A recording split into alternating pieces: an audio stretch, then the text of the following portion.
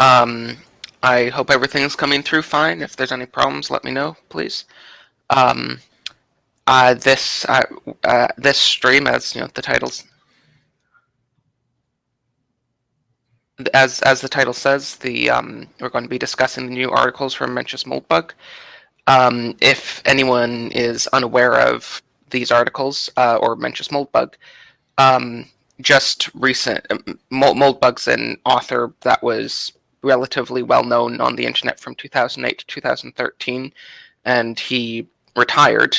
He's been retired since about 2013, but just recently, over the past couple of months, for a website called The American Mind, which is a project a part of the Claremont Institute. He's started writing a few new articles. The main essay series is called The Clear Pill. There's also one other book review that he did. But these are the first things that he's written since 2013, 2014. So for those of us who are interested in Mencius Moldbug, it's a pretty exciting time. And we'll be discussing. So yeah, we'll be going over what these articles are about, what's interesting in them, and that type of stuff. Before we get started with that, I just want to do quick introductions. I'm Settler's Lament. I'm a relatively new YouTuber, only been around here for about 2 months now. I have a small channel talking about traditionalism and philosophy and history and stuff like that. And Charlemagne, do you want to give yourself an introduction? Sure. So I've been on YouTube for quite a long time. I've been making political videos maybe for the past 4 or 5 years or so, something like that. But I really hit my stride, I think, maybe about 2 years ago when I started doing a kind of an intro to Moldbug's open letter. So maybe an open letter to the open letter, if you will. And I sort of applied some of his ideas to modern politics, particularly the Trump phenomenon. And I think my channel kind of became known for that. People really like those videos, and so yeah, I'm interested in reactionary thought. I'm definitely heavily influenced by Moldbug in particular in terms of, I guess, red pilling, and it is quite exciting to see him back. I only got into Moldbug, let's see, in 2017, I think, around November actually. So I discovered him far after he had already going off the radar, basically. So I never really expected to read anything from him again. So it's very cool, and definitely it feels like classic Moldbug. There's a nice element of humor, and it's very well read. He is able to reference pretty much any book you could possibly imagine. So yeah, pretty exciting. Yeah, I suppose I'll give a quick description of how I discovered Moldbug too. Then, I discovered him around the same time, probably about 2018, maybe 2017. Just I think mainly from the distributist, talked about him a few times, and eventually I read the open letter, which really changed my mind about a lot of things like democracy and liberalism and the nature of power. It's a very fascinating work. And yes, and yeah, these articles, the sort of main, I don't know if critique is necessarily how to put it, but the main thing that I hear a lot of people say about them, which is largely true, is that a lot of it is just going over old ground. And that is true, though I don't think that's necessarily bad, especially it's quite interesting, the source for these articles. As I said, The American Mind, a project of the Claremont Institute, it's a very sort of establishment conservative source, which Moldbug has been quite controversial for reasons that you can read his Wikipedia page if you want to know all the standard smears. So it's quite interesting that there's a mainstream conservative outlet, or at least relatively mainstream, that's willing to publish him. Hopefully these can hopefully this can get his ideas to new audiences. Thus far, I haven't really seen it gain that much traction outside of our sort of circles. But I mean, at the very least, it always used to be awkward when I would talk with like normie conservative friends, and if I tried to bring up Moldbug to them, I'd say, "Oh yeah, there's this weird blog from 2013 I want you to read." Like it usually won't go over very well. People just kind of look at me weird. But saying, "Oh no, it's not some weird blog; it's the Claremont Institute." It's something that has a lot more mainstream cachet and doesn't.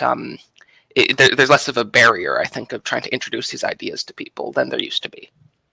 That's definitely true. I mean, Moldbug is so esoteric that I haven't really ever tried to introduce any of my more normie or even slightly red-pilled friends to, just because, unless they watch my channel, they might get introduced to it that way. But the ideas are so long. I mean, the open letter is pretty long. It's like a 300-page book, basically.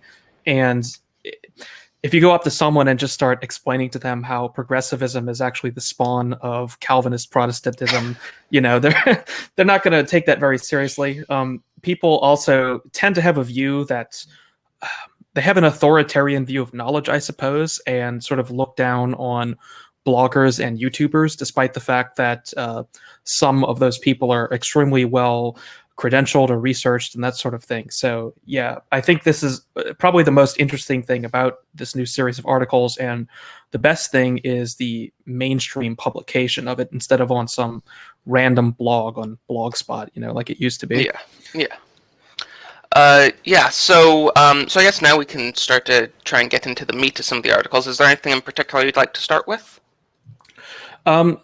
So one of the things that I noticed, I've been trying to find, I guess, sort of the main lines through the article that are going to be consistent. And I notice he does talk about elites quite a bit. He calls them gentry at some point. And I do think he is on the right track here, which is not surprising given his previous writing. But cultural revolutions, I suppose, are very much tied to rogue elites acting as opposed to of mass uprising. So I'm hoping to see more ideas related to that in the series of articles. Although that's definitely not the focus of the articles, but he brings it up a few times how important it is to have these rogue elites guiding any sort of movement. Yeah, that's that's actually one of the interesting things about Moldbug is his sort of the connections that he has. I've in the past referred to him as the international man of mystery, Mencius Moldbug.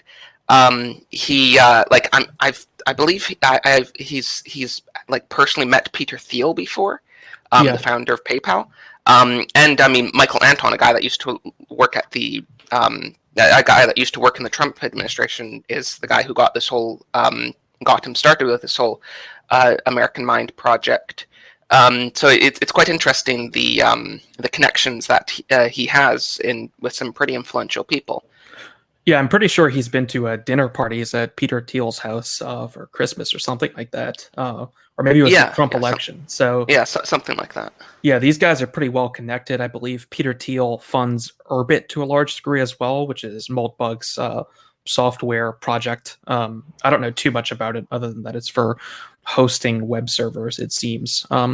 So yeah, that is very interesting. I guess another idea that is in this series of articles was the idea of Congress as a sort of power reversal mechanism. It's both democratic and unaccountable. I don't know if I think he's touched on this before in some of the open letter. It's been a while since I've read it, but I found that being pointed out and explained in particular was a bit interesting.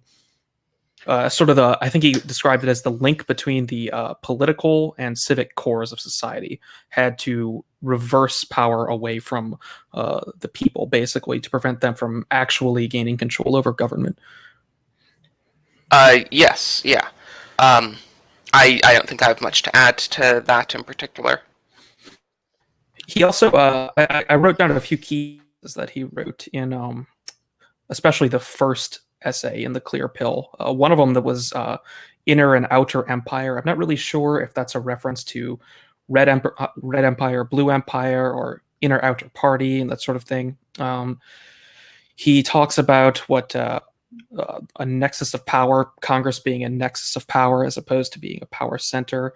He brings up quite a lot of ideas, and then there's the whole one-story state, two-story state. I guess that's the main idea of the first part, is the idea that having two narratives inside your Overton bubble sort of causes people to question which one is true, as opposed to whether or not any of this is true. Whereas if you have a one-story state, like a totalitarian state, people are going to question whether or not it's true at all. That was probably the most interesting idea in this article. But again, it's none of this was particularly new to me, although it was entertaining to read. Yeah, I agree. And yes, that I'm trying to get out the specific quote, but the one story state, two story state was the main thing here that really kind of blew my mind. Um, I did a whole video on that topic if anyone wants to hear me go a bit more in depth on it, but I'll read it out right here, what he says. The two-stroke regime is a one-story state. Everyone has to believe one narrative, one official history of the present. This worked as well for Amenhotep as Chairman Z. The two-stroke is an especially good fit for centralized monarchical regimes. It also fits the canonical cliché of Orwellian totalitarianism, Orwellian totalitarianism. The one-story state is efficient but unstable. Its chronic problem is that most people hate being told what to believe. They often cause trouble even when the story is true. The four-stroke regime is a two-story state. When people hear one story, they tend to ask, is this true? When people hear two stories, they tend to ask, which one of these is true? It's a neat trick, isn't it? Maybe our whole world is built on it. So that last line there is really the sort of mind-blowing part of this article. It still is sort of similar to a lot of the ideas he's talked about before, but that's really the main takeaway that I think we have from this. Yeah, I think it's a concise summary of some of the ideas you can infer from his older and longer writing. Yes. And I like how he uses this idea in the follow-up to the letter when he starts explaining basically his takedown of progressivism, I suppose. I didn't find that one particularly compelling, but he shows you the two-story model in action, I think in terms of climate science mostly, but also in a few other areas. Yeah. So are there any other things you'd like to hone in on? One complaint I have about this new writing is he uses quite a lot of jargon. It especially becomes a bit confusing as you're reading, and you have your.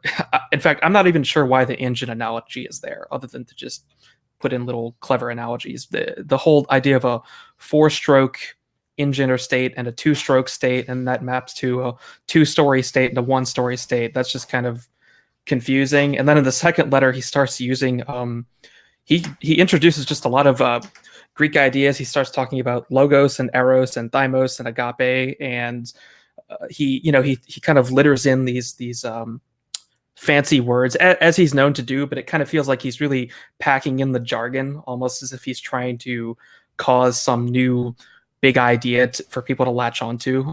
Like the cathedral is kind of his word that became big, so it kind of almost feels like he's just throwing in a bunch of words to try and figure out if anyone will latch onto the ideas. It's not necessarily a bad thing, but it is a little annoying. There's also like the civic core and the political core, and you're having to keep like a map of all these ideas in your head as you're going through, and it's a little much. But I guess what else can you expect? Yeah. That's all fair. Honestly, the engine stuff went totally over my head. I mean, I understood the point he was making, but I have no clue what a two or four stroke engine is. But yeah, I don't really have much more to add to that. So yes, did you have something you want to say? I guess we can go a little bit more into the one and two story state model. Basically, the way it becomes undone is in the three-story state, which is, I think, kind of what we're seeing now, where basically, instead of an Overton window, he describes an Overton bubble where the two stories exist and people are pulled towards either one. And in America, this would be basically the Republican and Democrat story or stories. But if a new powerful story emerges into that bubble emerges outside the bubble, and people cease operating inside that bubble due to this other story, then the system stops working because the containment mechanism is gone. And we're seeing that now, I think, with sort of not just neo-reactionary ideas, but I guess with the dissident right in general. People are starting to question the very the utility of democracy and sort of the foundations of our constitutional system itself. We're questioning progressivism, and this is far outside of the Overton bubble, and that is going to end the stability of the system. Now, he also points out how that third story can actually be defeated. And of course, there are a number of ways, such as hard repression, as he mentions. And of course, if the third story just can't succeed, then it's not actually a threat either. And of course, that's still up in the air, right? Like whether or not the dissident right can actually succeed, we're not going to know until we get there. So it is possible that what we're going through now isn't actually the final end stage of this two-story system we're in now. It could just be another blip on the radar, almost like fascism was in Europe, right? Yes, yeah, I think we certainly have a lot more room to go. I can't remember which article. I think it was actually the Bronze Age Mindset Review, where he says specifically that he doesn't believe we're in a dying regime yet, but yes, and in particular the third story, kind of the way he was framing it, I believe, was that the the third story can be used as a way to try to defuse power. That the third story that the establishment sort of establishes a third story for people to go towards as a false nexus of power, where I think a perfect example of this is the like Charlottesville stuff, where there's no real path to power from that sort of political advocacy. And all that does is destroy the possibility of those people ever attaining any sort of real power against the establishment. Yeah, I don't feel like we really have a singular viable third story yet, which is interesting because he both suggests that you need that in order to defeat the regime, but also that the whole point of this series is more or less to make you immune to these stories. So I'm curious what his end purpose is in this series, and why he's chosen to come back at this point, because it's a very the title he's chosen and the path he seems to be going on is very odd. I guess it's sort of anti-ideological, which isn't too surprising when you consider his objections to a theocracy in his original open letter. But it is strange, this path he's going on. I'm hoping that he's not aiming at some sort of complete apoliticalism and simply remaining neutral, because I don't really think that's particularly useful to our side. And I think we do need some sort of story to cohere around, and we don't have that yet. But I don't think the clear pill as he presents it is a successful end state. Maybe that's not where he's going. Maybe the clear pill is something he's setting up to just allow people to think in a way that will enable them to come up with real solutions. But we'll see. I do remain a little skeptical of his motives here. Yes, I mean, always I believe his Moldbug's prescriptions have been his weak point. Yeah. I mean, in particular, just with his old work, not necessarily looking at these new couple of articles. I'm not even from the open letter and how Dawkins got pwned. That's sort of his second most famous work, I think. I'm not even totally sure what he wants. It kind of felt like his main criticism of modern society is that it wasn't being run as efficiently as it could be. Because he isn't really a social conservative or anything like that. No. I remember once in the open letter he endorses gay marriage. And I mean, he lies at several points during that article. There's another part where I believe that he basically says he believes global warming is real, and there's other parts where he says the exact opposite. So it's hard to tell when he's saying something like that just to please liberals, to try to make them think he's on their side or something like that. But no, yeah, it's so I'm not. I think it's always been somewhat unclear what exactly he wants for society. Um, but yes, though disregarding that, I think his dissections of the current state of society are really what's important. And it doesn't really matter as much where he wants to go. But yes, I suppose one other interesting point that I'd like to hone in on a little bit is that other article he wrote, the review of Bronze Age mindset.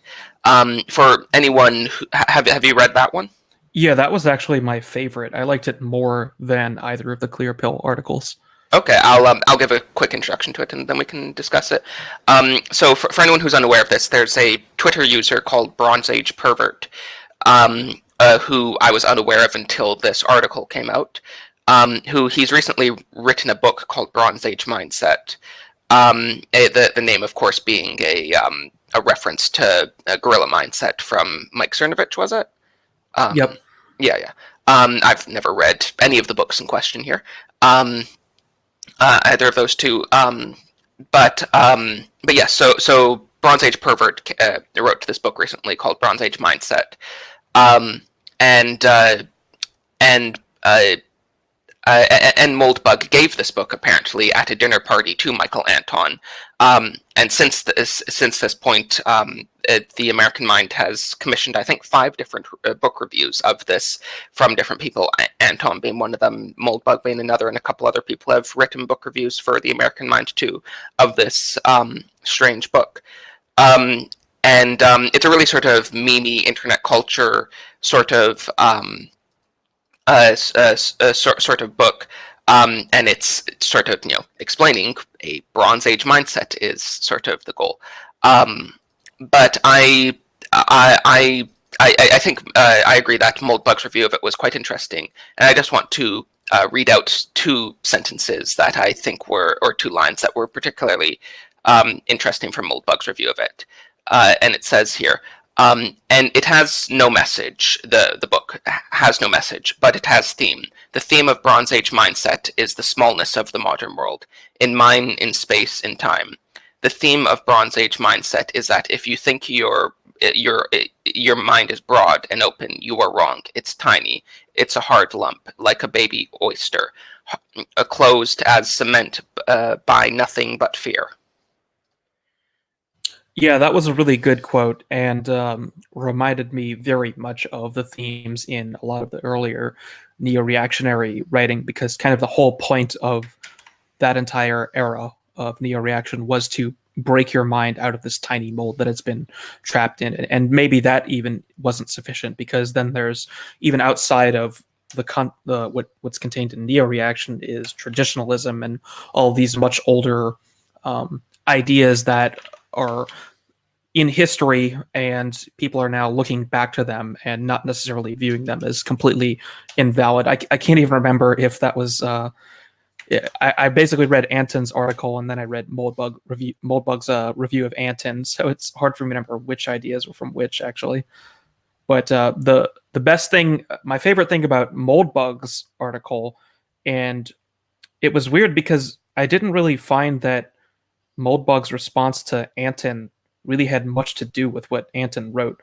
It had much more to do with art and aesthetics, and the idea of art as a weapon is the title of one of his first paragraphs in there. And I think Moldbug really hits the nail on the head in this article, and he has a really proper understanding of the importance of aesthetics in culture and political movements. And he goes through and explains how some of the great political movements of the 20th century were essentially aesthetic movements, as opposed to some sort of scientific process that people really got into. And I think that's in a large part what we're doing now on the dissonant right. And this is something you see with the Groypers are a good example of it. People are trying to sort of develop a new style, a new aesthetic, a way of being that sort of maps onto what we're going to become. And that does feel like the necessary first step into building something which is basically what Moldbug is saying is that you first need to come up with a new style of art that is completely disconnected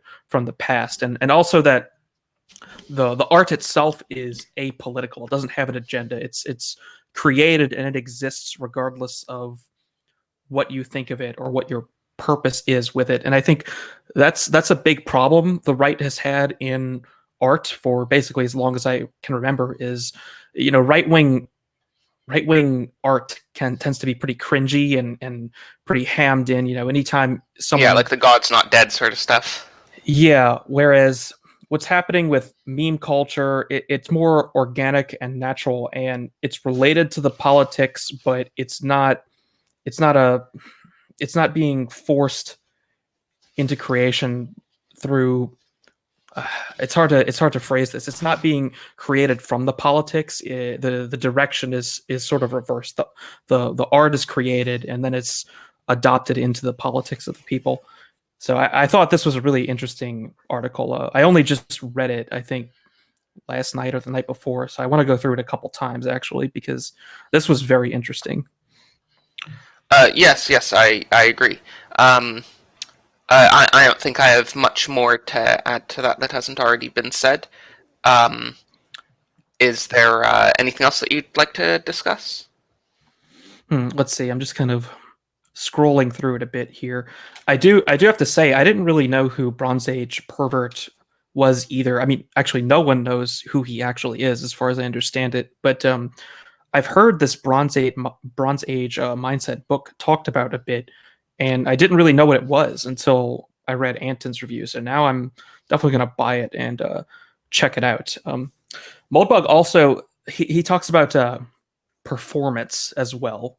That's another thing that I liked in this second blog post here on American Mind, is that he talks about the importance of performance. Art is something that has to be performed. It's not just something that you can say to people, and in performing it, you develop, you show that you have a mastery of some particular space. And I feel that in the whole Groyper phenomenon, this is something that's happened as well too. Anytime people come from the outside and try to attack it, they perform their arts through trolling and posting Groypers and that sort of thing and memes, and they demonstrate an aesthetic mastery over their domain. And it's really interesting to watch this happen from the outside.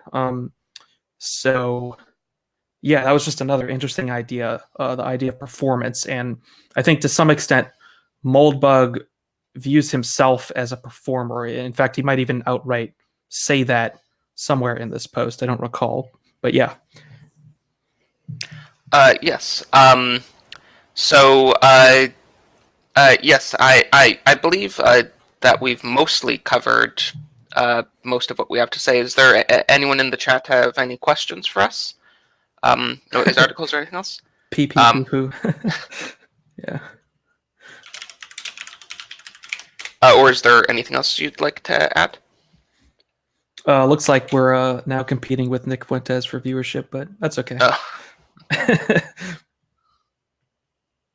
Yeah, no, but that's pretty much it on that one. I definitely recommend everyone. Yes, it's quite short too. That article. The title's confusing because he calls it the deep state versus the deep right, but he never really gets into the idea of the deep right or the deep state. And it's a reply to Michael Anton's review, but it doesn't really ever feel like he's replying to him. He kind of just talks about his own unique ideas, which is great, but it kind of confused me.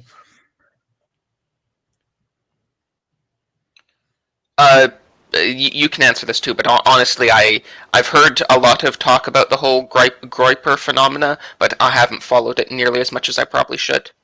So I don't have much to say, Zeus. Oh, in the chat. Okay, sorry. I wasn't. Yeah. What do you think of? Well, I mean, I'm a huge fan of everything that's going on around Fuentes and the Groypers. I think it's pretty clear to me that he is one of our top tier leaders or figureheads right now, however you want to look at it. And anyone who's counter signaling them at all is on the wrong side of that issue, I would say. We need to get behind what is going on there.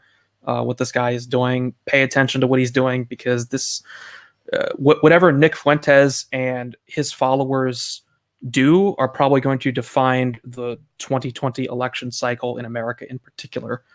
So I'm 100% positively disposed towards the Groypers. I'm actually going to do a video on. I'm going to do a Moldbugian analysis of the Groypers to perhaps try and convince people that there's a little bit more to this than just Kekistan 2.0 or something like that. So hopefully that's of interest to people. So if you're interested in thoughts on the Groyper, just wait for my next. Okay, that does sound interesting, and I'm sure I'll check that out. So honestly, I think this is probably a good place to wrap it up. It's been only about half an hour, but I don't see many questions, and unless you have anything else you'd like to add. Well, we didn't talk about the second part of the clear piece. Right. Yeah. So, what did you think of his second part? I thought pervasive error was an interesting idea. The rest of it, I don't know if I followed as well. But I saw some criticisms of the second article. But in particular, his I thought his sort of metaphor of saying that you're blessed by a sudden inheritance, and you get the ability to investigate as many pervasive errors as you want, and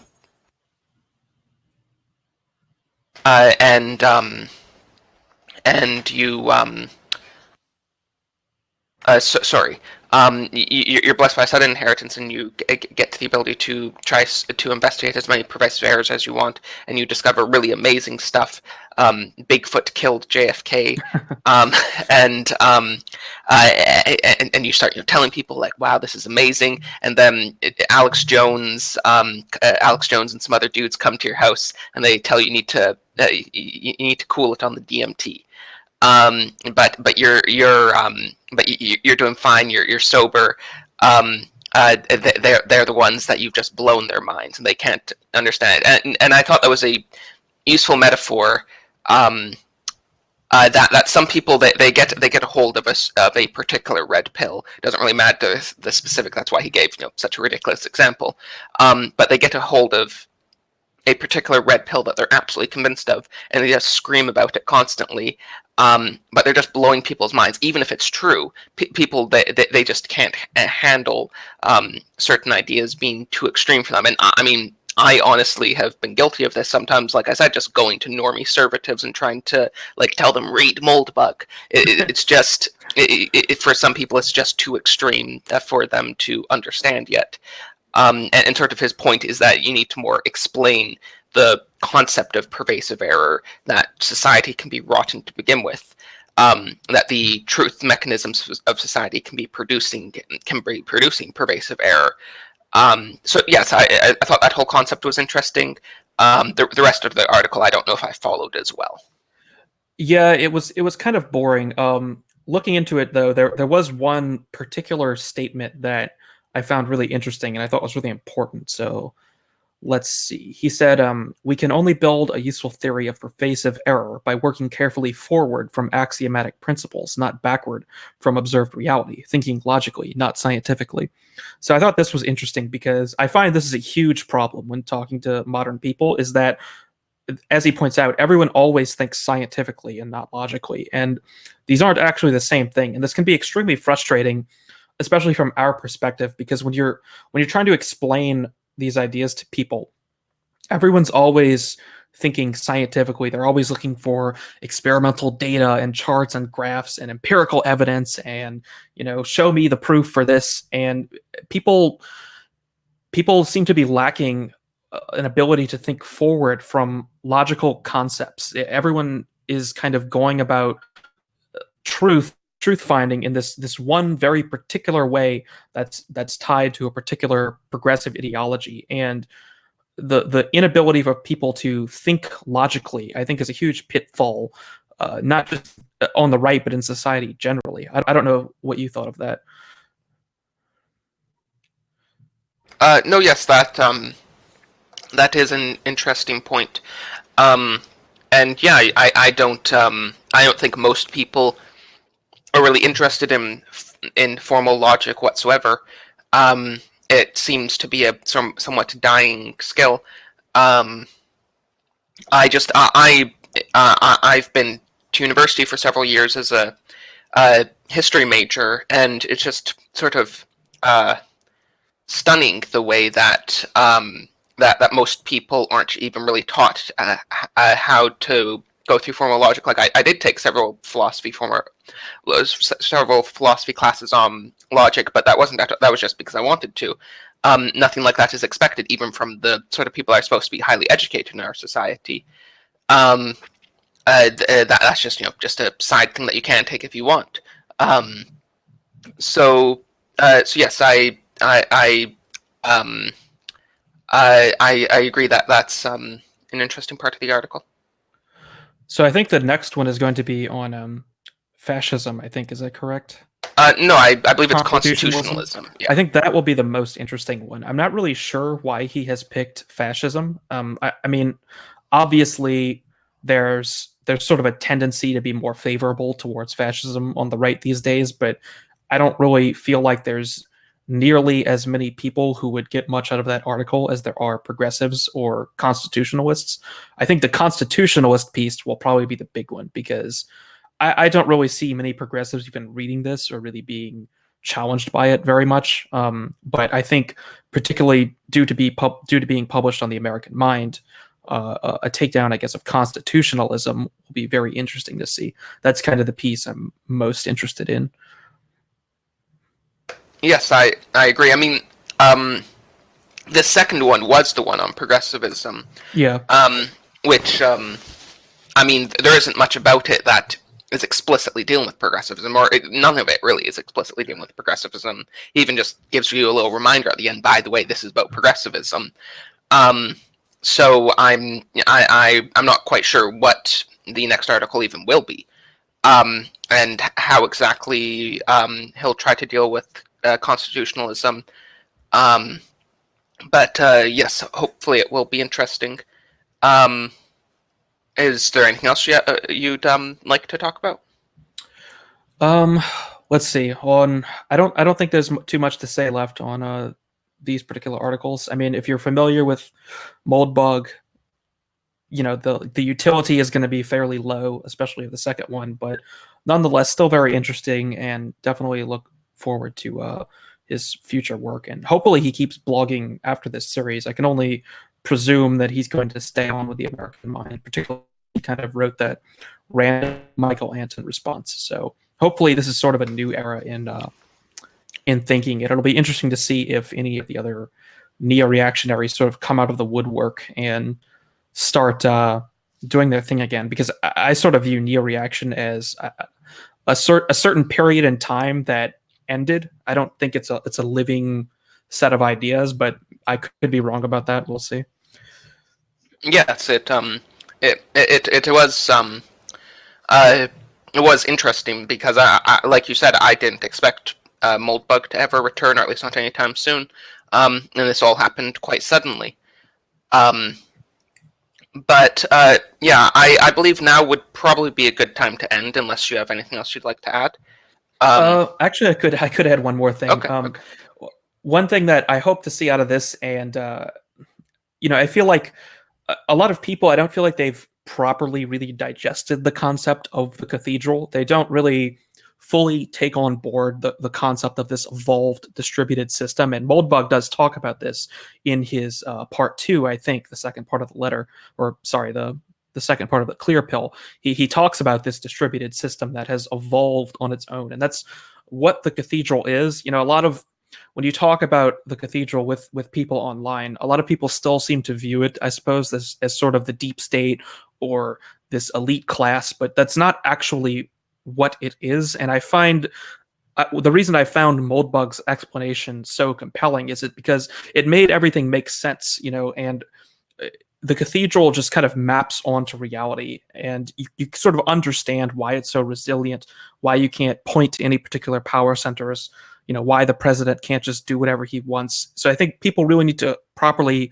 understand what the cathedral is in Moldbug's term, in that it's a decentralized, evolved network that doesn't have a particular goal on its own. The goals sort of evolve naturally in a certain way, and it's really a beautiful and sort of unintentional system of control because of that. And people really need to understand that about the cathedral, what it really is. It's not some shadow institution. It exists fully decentralized in the very fabric of society, and only by properly understanding that can you really understand what Moldbug's neo-reaction is. So I guess we can leave it at that. Yes, I'd actually like to add a bit to that. That is a very good point. It and the decentralized nature of the cathedral is what makes it so powerful. It, in particular, one sort of metaphor that he gives in the second article, I believe it's the second article, he says that in Tsarist Russia you could bomb the Tsar, but today there's nothing really equivalent to that. With the cathedral, there's no because there's no centralized head of it. That means that there's no real direct way of attacking it. You can only attack the system as a whole, which is what makes it so resilient. That there's no direct head to cut off. But yeah, so unless you'd like to add anything. I think that is part of the reason why the Groypers are very effective at what they did, because they did attack the system as a whole and didn't try to attack any particular head. Although it was a little bit centered around Charlie Kirk, but I think the Groyper phenomenon is something that we need to see propagated into the future, because it is a wholesale rejection of the cathedral that is more or less uncompromising as compared especially to Donald Trump, obviously. And this is the sort of action you need. You need to come from outside the system, I suppose, as this third idea, and attack it completely with no compromise insofar as what is inside of the system itself. And that's really the only way you can actually get out of the cathedral, because otherwise you're just contained inside of it. That's why a lot of us are still on YouTube, like Nick Fuentes himself, right? Why is he on YouTube? Well, it's because it's a containment mechanism. As long as you're in their system, that is one way in which they can contain how much revenue you get, what you say, monitor you. If you're outside of the system, that's the real place to be, and that's the real existential threat to the system, is being able to operate outside of it and sort of actually build an alternative. That's I think the end goal for people who are opposed to the system we have in modernity. Yes, I agree. So yeah, I think that's a good place to end it. Thank you everyone for watching. Please check out both of our channels. Links will be in the description. And yeah, thanks. And good night, everyone. Cool. Good night.